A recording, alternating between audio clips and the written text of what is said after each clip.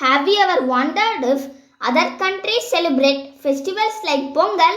Let's find out where else harvest is celebrated and how do they celebrate. Let's begin. Let's travel across the world. Like Pongal, people in Myanmar celebrate Tingyan in April.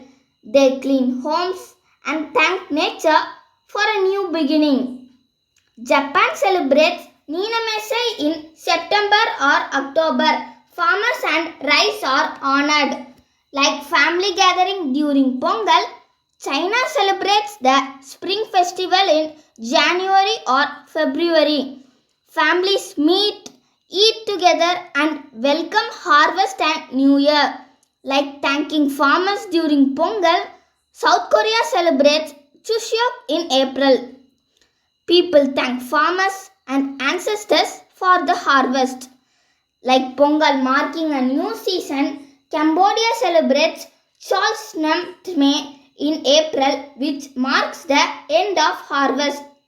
Though names are different, the feeling is the same: gratitude, joy, and respect for nature.